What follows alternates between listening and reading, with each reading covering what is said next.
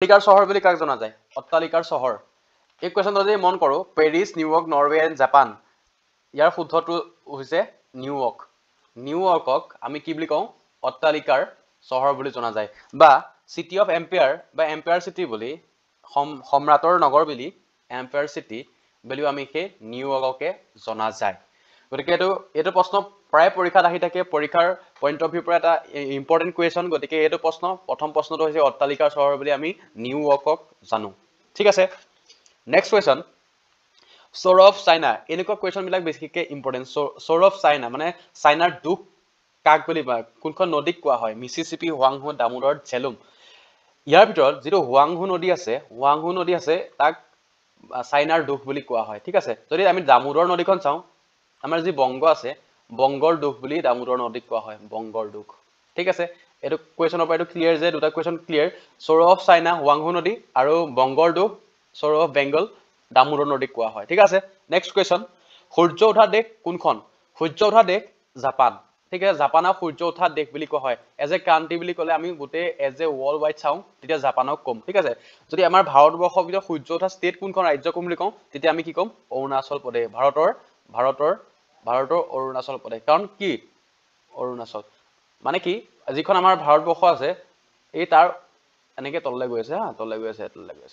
এই ইয়াৰ একদম পূব দিশতে আছে কি আছে? আমাৰ অৰুণাচলখন আছে। আৰু পূব দিশতে কি থাকে? বেলিটো ওলাই আহে।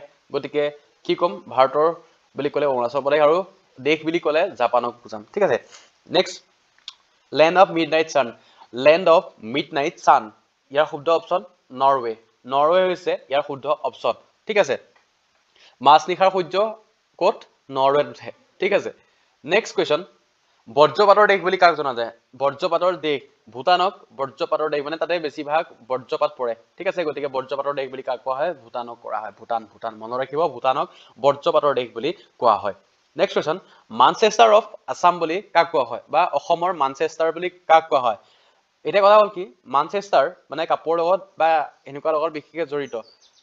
ঠিক আছে, এতিয়া কৈছে মানচেষ্টাৰ অফ আছাম বুলি আমাৰ যি শুৱালকুছি আছে, শুৱালকুছিক জনা যায়। এইখিনিতে মন কৰিব, আমাৰ যি আমাৰ টুৰিজম ডে আছিলে, ৱৰ্ল্ড টুৰিজম ডে আছিলে, তেতিয়া আমাৰ অসমৰ শুৱালকুছিয়ে বেষ্ট টুৰিজম প্লেচ পাবলৈ সক্ষম হৈছে, ঠিক আছে, গতিকে এইটো কুৱেশ্যন ইম্পৰ্টেণ্ট হৈ পৰে পৰীক্ষাৰ ফালৰ পৰা, দুটা ফালৰ পৰা। গতিকে মানচেষ্টাৰ অফ আছাম শুৱালকুছি, এই নহ'লে 2024 চনৰ যিটো বেষ্ট টুৰিজম প্লেচ এৱাৰ্ড কোনখন অসমৰ পাইছে, অসমৰ কোনখন গাঁৱে পাইছে? শুৱালকুছিয়ে পাইছিলে। ঠিক আছে, আৰ্ট এণ্ড ক্ৰাফ্ট সেইটোৰ পৰা পাইছে। ঠিক আছে, red river and blue hill বুলি কাক জনা যায়? ৰঙা নদী আৰু নীলা পাহাৰ বুলি কোনখন ৰাজ্য বা দেশক জনা যায়? বিশেষকৈ আমাৰ ৰাজ্য বুলি ক'লে আমাৰ আছামক জনা যায়। গতিকে আমাৰ আছামক কি কয়? ৰেড ৰিভাৰ, ব্লু হিল আদি নামেৰে জনা যায়। ঠিক আছে, আমি আগবাঢ়িছোঁ পাছৰ কুৱেশ্যনটোলৈ। জুৱেলছ অফ ইণ্ডিয়া বুলি কাক জনা যায়? জুৱেলছ অফ ইণ্ডিয়া অৰ্থাৎ আমাৰ অসম, মণিপুৰ, নাগালেণ্ড, ভূটান, এই মণিপুৰক পণ্ডিত জৱাহৰলাল নেহৰুৱে জুৱেলছ অফ ইণ্ডিয়া বুলি অভিহিত কৰি গৈছিলে। গতিকে জুৱেলছ অফ যি অলংকাৰ আছিলে, আমাৰ অলংকাৰ উপাধি কাক দিছিলে? মণিপুৰক দিছিলে। ঠিক আছে, নেক্সট, পিংক চিটি মানে গোলপীয়া নগৰ বুলি কাক কয়? জয়পুৰক কোৱা হয়। জয়পুৰ ক'ত আছে? ৰাজস্থানত আছে।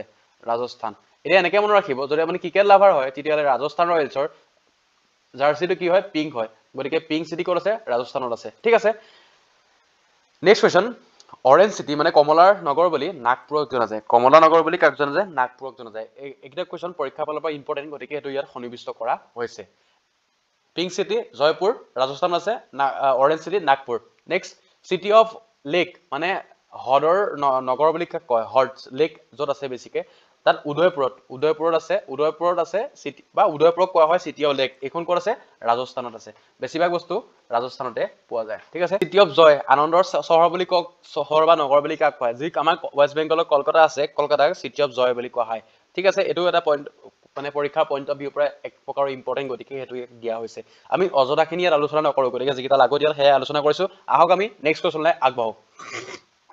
ছায়েন্স চিটি বা গাৰ্ডেন চিটি বুলি কাক কোৱা হয়? চাওক, ছায়েন্স চিটি, গাৰ্ডেন চিটি কাক কোৱা হয়? বেংগালুৰুক কোৱা হয়। তাতে কি আছে? আমাৰ যিটো ইছৰ' আছে, ইছৰ' হেডকোৱাৰ্টাৰ ক'ত আছে? বেংগলোৰত আছে।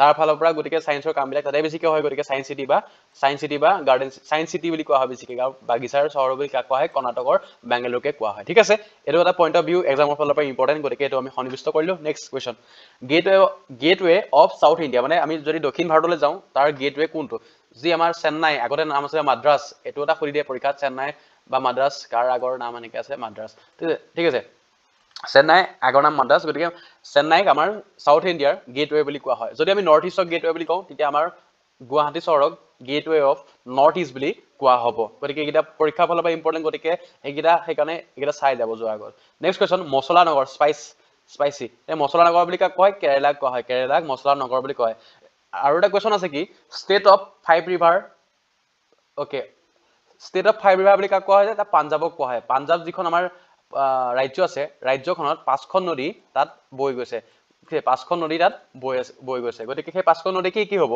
সুতলেজ বিয়াস ৰবি চেনাব এণ্ড জেলাম সুতলেজ যিখন নদী আছে বিয়াস যিখন নদী আছে ৰবি যিখন নদী আছে আৰু চেনাব এণ্ড জেলাম এই 5খন নদী মনত ৰাখিব এই 5খন নদী পাঞ্জাবত বৈ আছে গতিকে 5 ৰিভাৰ অফ স্টেট বুলি ক'লে কি হ'ব পাঞ্জাব হ'ব next question leader city of world মানে উত্তৰ প্ৰদেশৰ যি কানপুৰ আছে তাত লিডাৰ প্ৰচুৰ পৰিমাণে উৎপন্ন হয় গতিকে লিডাৰ সিটি অফ ৱৰ্ল্ড বুলি কানপুৰক জনা যায় ব্লু সিটি যোধপুৰ যিটো ৰাজস্থানত আছে ৰাজস্থানত যি যোধপুৰ আছে তাক ব্লু সিটি বুলি কোৱা হয় সিটি অফ লাইট মানে পোহৰৰ যি নগৰ বুলি ক'লে আমি কি আমাৰ যি উত্তৰ প্ৰদেশৰ বাৰাণসী আছে বাৰাণসীটো ভুল হৈছে হা